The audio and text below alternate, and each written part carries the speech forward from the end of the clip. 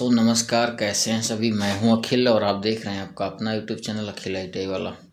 तो दोस्तों, आज हम बात करने वाले हैं ITI टीचर कैसे बने। ठीक है दोस्तों, ITI में आपको टीचर बनना है तो आपको क्या करना चाहिए और उसके लिए क्या क्वालिफ़िकेशन चाहिए, उस सब चीज़ों के बारे में बात करेंगे दोस्तों।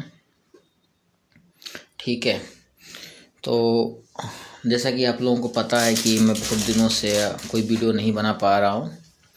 तो दोस्तों, आप लोगों से रिक्वेस्ट है कि आप हमारे चैनल को थोड़ा सा लोगों तक साझा करें ताकि मेरे भी सब्सक्राइबर हो सकें, जिससे हमें मोटिवेशन मिले और आगे हम वीडियो बना पाएँ। तो दोस्तों, आज हम बात करेंगे कि ITI में टीचर कैसे बने। ठीक है, उस बारे में बात करेंगे।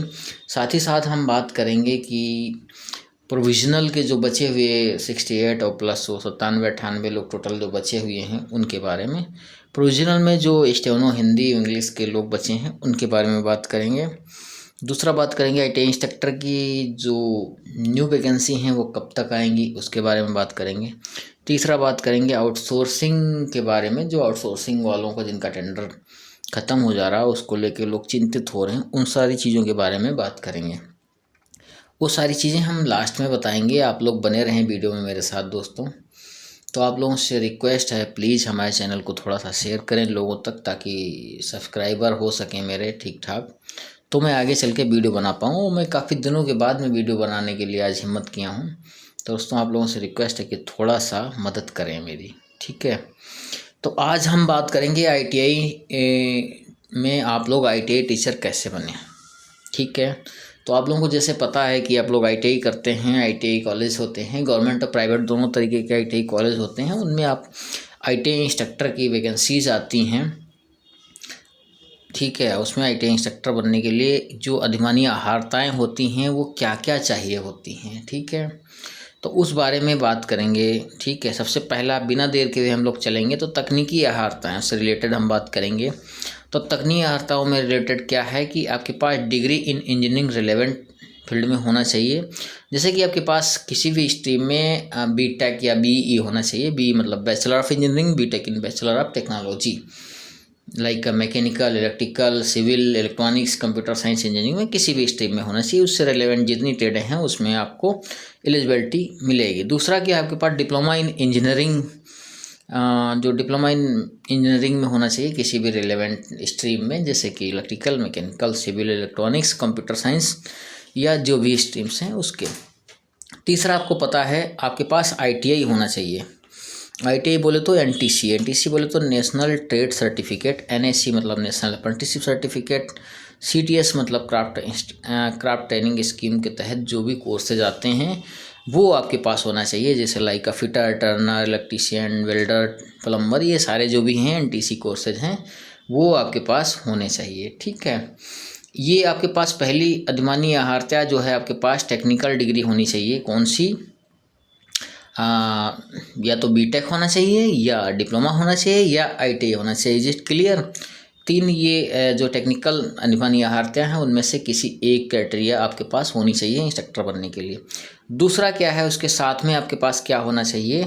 CITS होना चाहिए। ठीक है दोस्तों, CITS मतलब NCIC सर्टिफिकेट। CITS सर्टिफिकेट होता है जो रिलेवेंट ट्रेड में होता है। CITS कैसे होता है? और ITI करने के बाद आप लोग CITS कर सकते हैं, डिप्लोमा करने के बाद आप CITS कर सकते हैं, BTech करने के बाद आप लोग CITS कर सकते हैं। 1 साल का कोर्स होता है जिसका एंट्रेंस एग्ज़ाम मई जून में होता है। आप लोग भर के फिर 1 साल का आपका कोर्स कंप्लीट कर सकते हैं। ठीक है दोस्तों, ये 2 चीज़ें हो गई आपकी। तीसरी चीज़ आपके लिए क्या चाहिए? आपको चाहिए रिलेवेंट ट्रेड में के साथ एक्सपीरियंस चाहिए। जैसे आपने BTech कर रखी है तो आपको 1 साल का एक्सपीरियंस अनिवार्य है।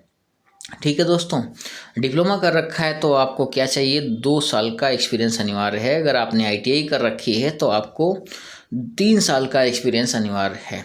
ठीक है दोस्तों, ये जो है बेसिक क्राइटेरियाज हैं। मतलब आपको टेक्निकल के साथ एक CITS होना चाहिए, चाहे आप डिप्लोमा हो, चाहे डिग्री हो, चाहे आप ITI ही क्यों ना हो। ठीक है दोस्तों, अब बात करते हैं यहाँ पे एक्सपीरियंस कौन सा होना चाहिए। जैसे कई लोग पूछते हैं, तो एक्सपीरियंस आपके पास होना चाहिए टीचिंग का या इंडस्ट्रियल, दोनों में से कोई भी आपके पास एक्सपीरियंस होना चाहिए। वो एक्सपीरियंस चल जाएगा आपका। ठीक है दोस्तों, अब वो एक्सपीरियंस कैसा होना चाहिए जिसमें आपका नेचर ऑफ वर्क होना चाहिए लिखा, आपका पद नाम होना चाहिए, आपकी सैलरी मेंशन होना चाहिए, और आपकी जो फर्म या रजिस्ट्रेशन है उसका आपका जीएसटी नंबर होना चाहिए। अगर आईटीआई या पॉलिटेक्निक कॉलेज का है तो आपका कॉलेज कोड मेंशन होना चाहिए, रेफरेंस नंबर, ये इतनी सारी चीज़ें। बाकी आप लोगों को एक्सपीरियंस कैसा होना चाहिए, क्या होना चाहिए, इस संबंध में आपको अगर जानकारी चाहिए तो आप लोग हमारे इस वीडियो के लिंक में कमेंट करेंगे तो हम आपको एक्सपीरियंस से रिलेटेड आपको अलग से वीडियो प्रोवाइड करवा देंगे। ठीक है दोस्तों, तो ये सारी चीज़ें हो गई। आईटीआई में टीचर बनने के लिए 3 बेसिक चीज़ें चाहिए। जो चाहिए कि आपको टेक्निकल क्वालिफिकेशन चाहिए, आईटीआई डिप्लोमा बीटेक में से तीनों चीज़ों में से कोई एक चीज़ चाहिए, फिर आपको सीआईटीएस कंपलसरी चाहिए, फिर आपके पास होना चाहिए क्या, ये एक्सपीरियंस होना चाहिए। ठीक है दोस्तों, एक्सपीरियंस चाहिए। एक्सपीरियंस के बाद में हम बात करते हैं जो 2021 की नियमावली है वो आप लोगों को हम दिखा देते हैं। तो इसमें क्या कहा गया है, अनुदेशक सेवा नियमावली सीधी भर्ती के लिए आवश्यक अभ्यर्थी उस कैलेंडर वर्ष की सीधी भर्ती के लिए रिक्तियों की विज्ञप्ति की 1 जुलाई को 21 वर्ष, मतलब आपकी जो एज है वो आपकी मिनिमम 21 वर्ष होनी चाहिए। ठीक है दोस्तों, मैक्सिमम आपकी एज जो है 40 वर्ष होनी चाहिए। ये जनरल के लिए है। अगर आप ओबीसी कैंडिडेट हैं तो आपको 3 साल की छूट है, एससी एसटी हैं तो आपको 5 साल की स्पेशल छूट प्रोवाइड की जाती है। ठीक है दोस्तों, जैसा भी आप लोगों की नियमावली आएगी उसमें सारी चीज़ें उल्लिखित रहेंगी। ठीक है दोस्तों, उसके बाद शैक्षिक योग्यता से संबंधित चीज़ें दी गई हैं, इसमें देख सकते हो। माध्यमिक शिक्षा परिषद ये उत्तर प्रदेश की 2021 की नियमावली है। ठीक है दोस्तों, इसमें क्या कहा गया, माध्यमिक शिक्षा परिषद उत्तर प्रदेश हाई स्कूल परीक्षा द्वारा सरकार द्वारा मान्यता प्राप्त संस्थान से कोई परीक्षा उत्तीर्ण होनी चाहिए। ठीक है, आपको हाई स्कूल चाहिए। हाई स्कूल के बाद में आपको डीजीटी व्यवसाय के सुसंगत व्यवसाय में क्या है, अनुदेशक प्रमाण पत्र होना चाहिए। जो मैंने सीआईटीएस की चर्चा की वो आपके पास सीआईटीएस होना अनिवार्य है। ठीक है दोस्तों, उसके बाद जैसे मैंने कि एक्सपीरियंस की बात की तो एक्सपीरियंस में क्या कहा गया है देख सकते हो, यहाँ पर लिखा गया है। ठीक है, औद्योगिक अनुभव होने की स्थिति में सरकारी नियमों के अनुसार राष्ट्रीयकृत होना, कोई विधिमान्य टीएन नंबर या ठीक है टीएन नंबर या फिर जीएसटी नंबर होना अनिवार्य। अभ्यर्थी को अंतिम परिणाम घोषित होने की तकनीकी अर्हता के अंतिम परीक्षा उत्तीर्ण कर लेने की, जिससे आपका एक्सपीरियंस है या अंतिम शैक्षिक योग्यता कब तक मान्य है। जैसे कोई भी वैकेंसी निकली है उसकी अंतिम तिथि तक आपके पास वो अनुभव होना चाहिए। ठीक है, उस डेट तक आपके पास अगर है तो आपका वो वैलिड माना जाएगा। उस डेट के बाद का है तो वो आपका वैलिड नहीं माना जाएगा। इसमें दिया गया है सुसंगत व्यवसाय में रूप में कार्य करने का अनुभव होना आवश्यक है।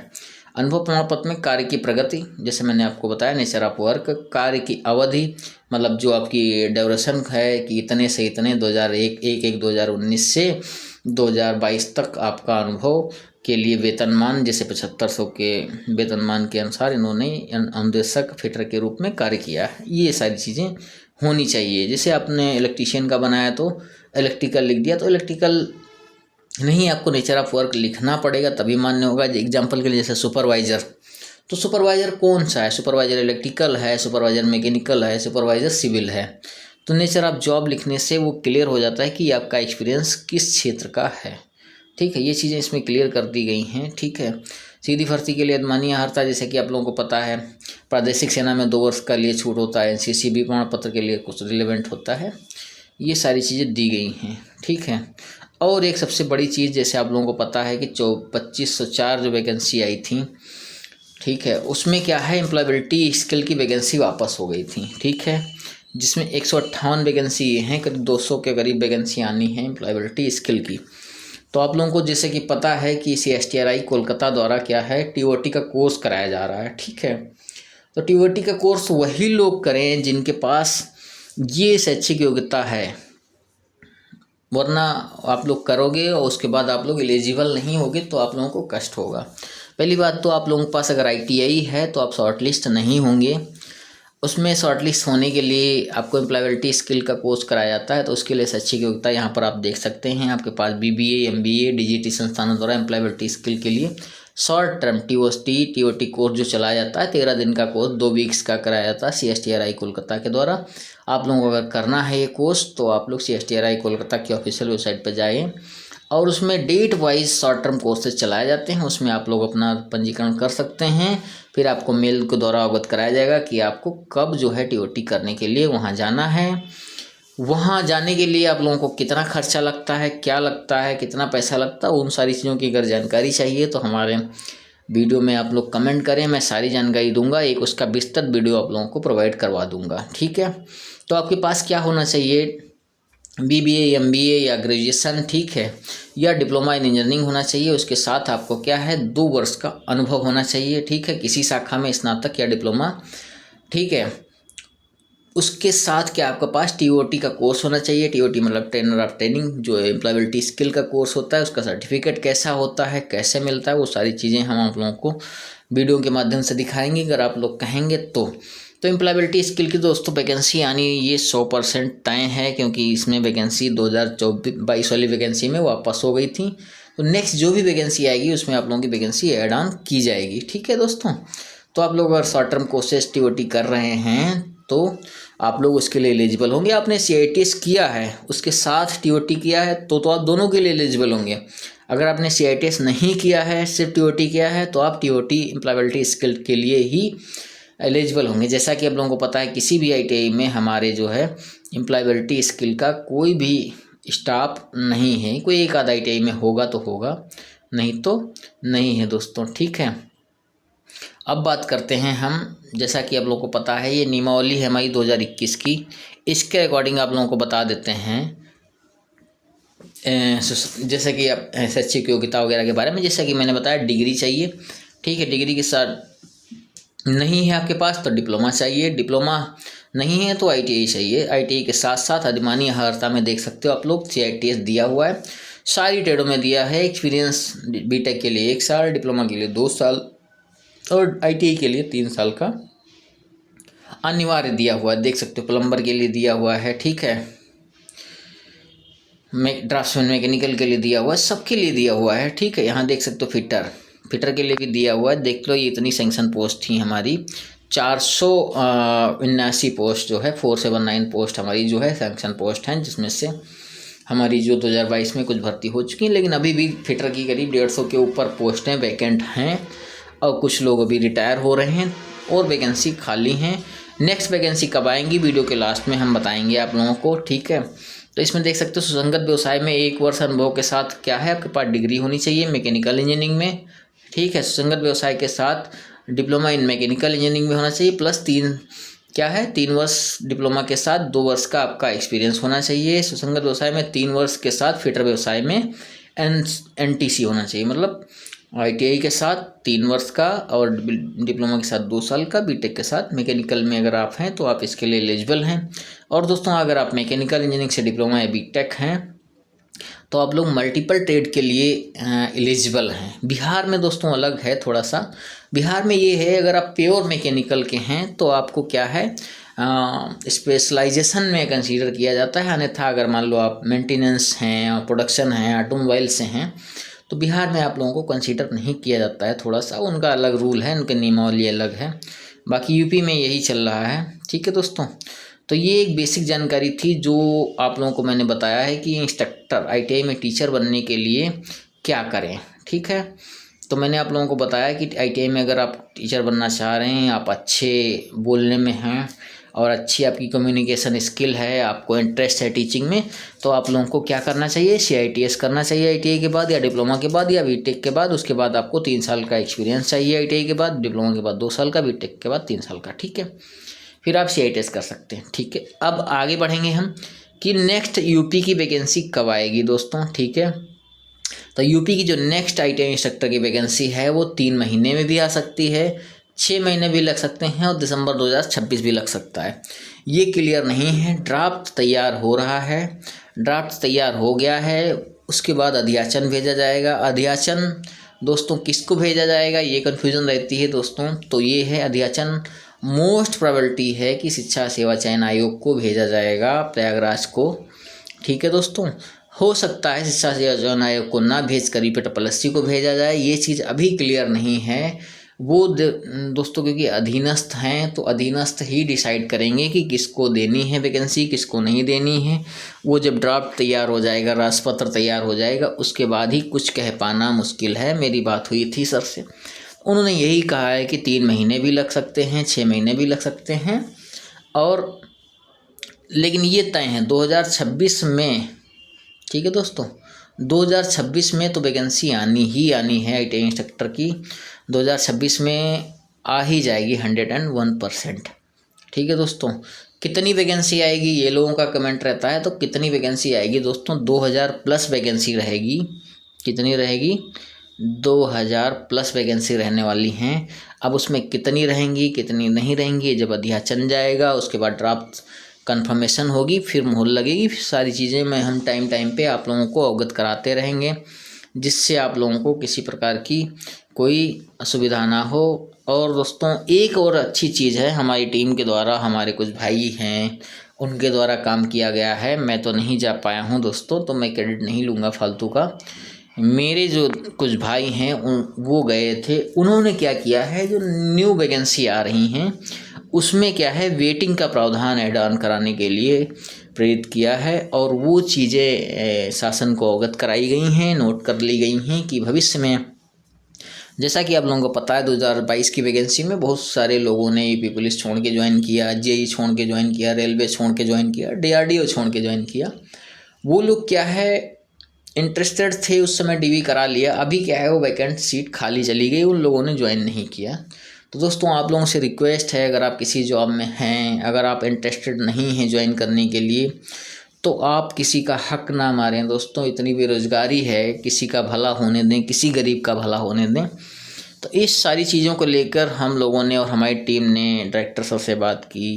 डायरेक्टर सर ने इस चीज़ का आश्वासन दिया है और रिटर्न में भी लिख लिया है कि हम भविष्य में जो भी वैकेंसी आएगी उसमें क्या करेंगे, वेटिंग का प्रावधान जारी करेंगे। जैसा कि हम लोग को पता है 2022 की नियमावली में क्या है, वेटिंग का कोई प्रावधान नहीं है।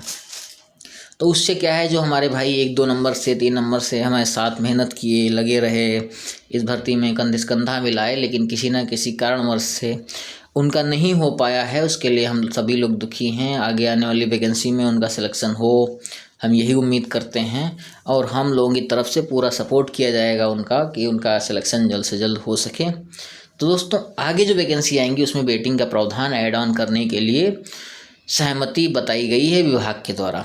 तो ये एक गुड न्यूज़ है दोस्तों। और ये तो हो गया कि यूपी में ITI इंस्ट्रक्टर की वैकेंसी कब आएंगी। जनवरी में भी दोस्तों आ सकती हैं, जून में भी आ सकती हैं, दिसंबर 26 भी लग सकता है, लेकिन 26 में आनी तय हैं दोस्तों। कितनी वैकेंसी आएंगी, 2000 प्लस वैकेंसी आएंगी, 2100 भी आ सकती हैं, 2200 भी आ सकती हैं। कितनी आएंगी, जब ड्राफ्ट मिल जाएगा तो मैं ड्राफ्ट के माध्यम से आप लोगों को अवगत करा दूंगा। ठीक है दोस्तों। और एक खुशखबरी ये है कि बिहार में जो है वैकेंसी बहुत जल्द आने वाली हैं। बिहार में ITI इंस्ट्रक्टर की वैकेंसी बहुत जल्द आने वाली हैं। अभी अगर किसी राज्य में वैकेंसी आएंगी तो सबसे पहले बिहार और पंजाब में आएंगी। तो पंजाब में दोस्तों एक्चुअली इसलिए नहीं आप लोग फॉर्म भर पाओगे क्योंकि वहाँ पंजाबी कंपलसरी है। बिहार में रही बात, तो बिहार में आप लोग फॉर्म भर लोगे, और बिहार में एक डोमिसाइल पॉलिसी चली है, उसका कोई टेंशन नहीं है। आप लोग वैसे ही जनरल में काउंट होगे, तो जनरल में आप लोगों को भरना है, अदर स्टेट वालों को कोई दिक्कत नहीं। तो बिहार में वैकेंसी बहुत जल्द आ रही है, जनवरी या फरवरी में आ ही जाएगी, हो सकता है दिसंबर में ही आ जाए, क्योंकि वहाँ सारा कुछ तैयार है बन के। तो वो लोग बहुत जल्दी वैकेंसी निकालेंगे बिहार वाले। ठीक है दोस्तों। अब बात करते हैं आउटसोर्सिंग वालों की।